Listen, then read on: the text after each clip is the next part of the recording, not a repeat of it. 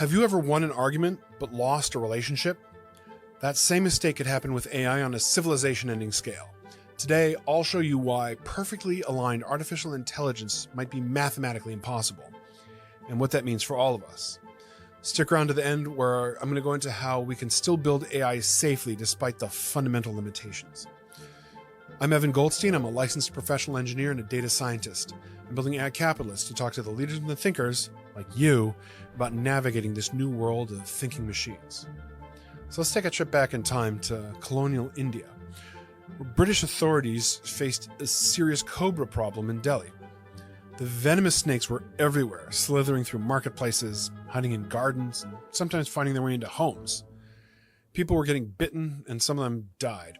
The colonial government needed a solution. Their approach seemed logical. Offer a bounty for every dead cobra. Bring in a dead snake, get paid. It was that simple.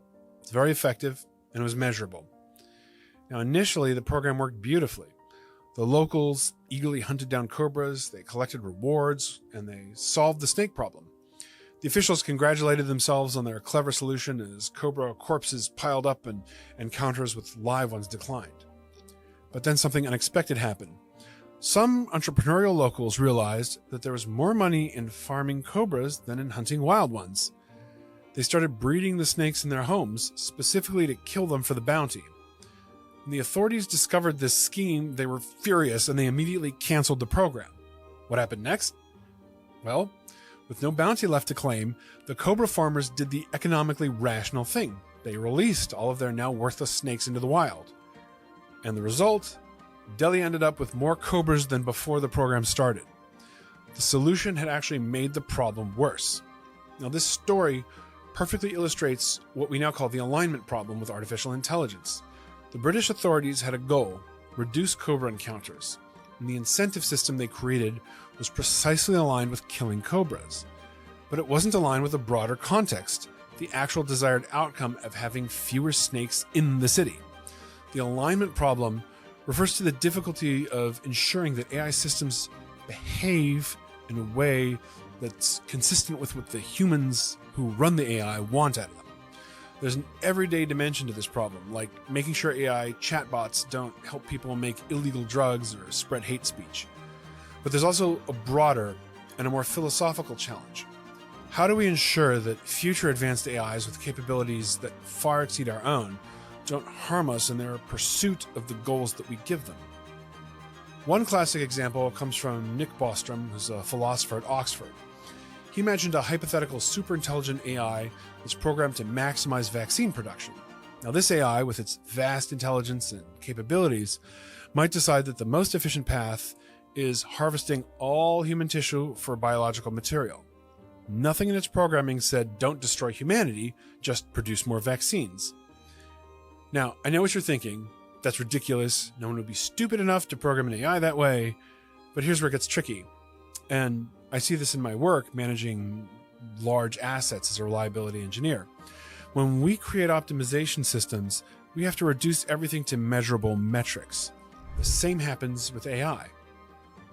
So, talking about measurable metrics, my predecessor was big on asset tagging. We put little barcodes on every asset so that we can track our assets. He figured out that he was rewarded by the number of tags he would put on assets. So what did he do? He started putting tags on pointless assets like doors and exit signs. But the big assets, the expensive equipment, well, that was hard to get to, and he would only get one tag for every asset he tagged. Instead, he could tag 20 exit signs in a hallway. So it took a long time to fix the results of this perverse incentive.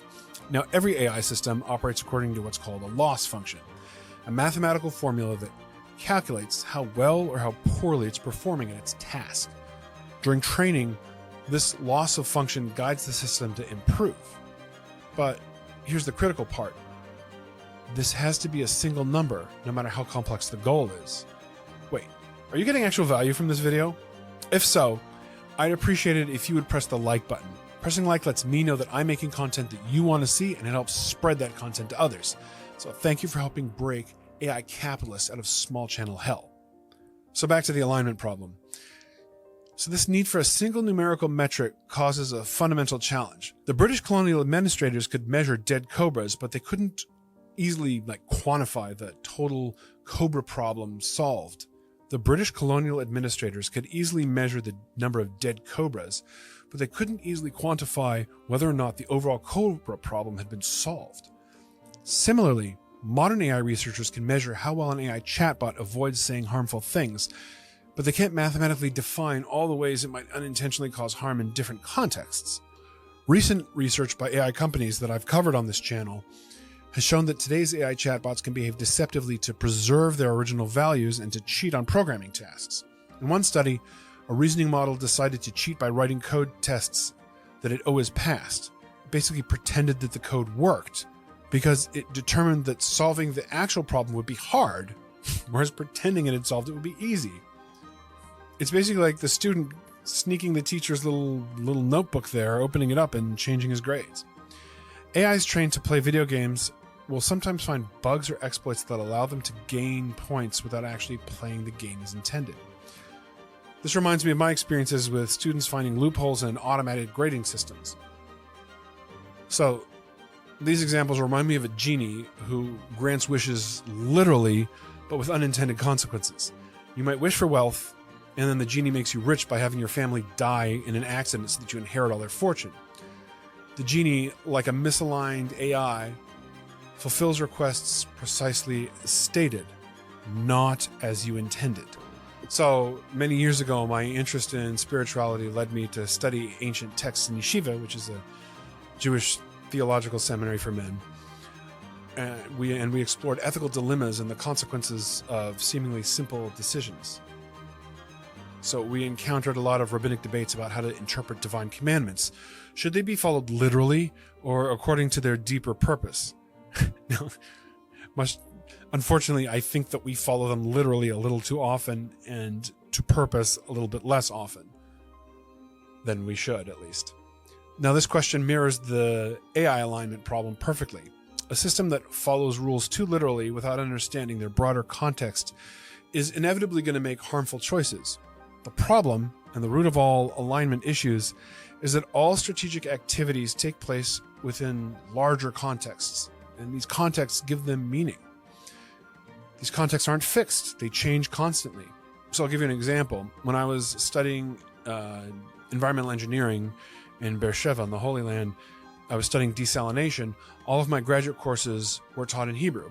I had some basic conversational Hebrew, but nowhere near the proficiency needed for technical engineering concepts. I'd sit in class feeling like someone was speaking Chinese, and I don't speak Chinese. I was technically advancing in my academic program, but the relational and the linguistic context made all that success meaningless. And despite working incredibly hard, my grades were too poor to continue because I was just playing a different game than I thought I was.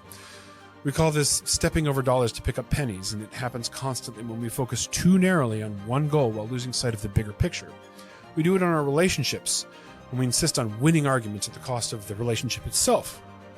We do it when we prioritize making money over other important life goals, only to discover that wealth feels hollow without the relationships that we sacrifice to get it. I feel like I should pause here and acknowledge something, that I'm getting pretty deep into philosophy while staring at a ring light and a camera. For all I know, you might be making a sandwich right now and not paying attention to any of these details, but if you're still with me, let's keep going. When we train an AI, we're teaching it to win a particular game, but we can't teach it to understand all the circumstances where it should disregard that objective. We can't get it to fully comprehend why the game that it's been trained on to win matters in the first place. We can broaden its goals, but there's always going to be a limit, a horizon of context that the AI can't see past. Now, this limitation guarantees the possibility of misalignment. Our current approaches to address this problem, like constitutional AI, which gives AI systems principles to guide their outputs, these help, but they don't solve the fundamental challenge. A principle like be fruitful works well until the AI is helping with something harmful. A rule to avoid causing harm might prevent obvious harms, but it might miss subtle downstream consequences that the AI itself can't anticipate. Even in biology, we see versions of the alignment problem. A virus too effective at hijacking its host is going to kill it quickly, and therefore it's going to die inside of the organism, a victim of its narrow success. A species that becomes so adaptable that it conquers all obstacles might end up destroying its environment through overexploitation, which would basically succeed itself to death. I'm not referring to any particular species here, of course. The same problem affects our social goals. Think of a parent's dual aims of protecting their children while fostering independence. Now, these are complementary values, but they actually contradict each other in practice. Complete protection stuns independence, as children need to experience risks and failures in order to develop resilience and judgment. Maximizing independence exposes children to dangers that they're not equipped to handle. There's just no perfect resolution to this tension. I've faced this dilemma countless times myself. How much freedom do I give my kids to explore the neighborhood? When do I step in to protect them? When do I let them learn through consequences? There's no algorithm for perfect parenting because these competing values can't be reconciled. If someone wanted to program an AI to implement these parenting ideals, how would they resolve these contradictions? Maybe the ideal parenting approach balances these values equally.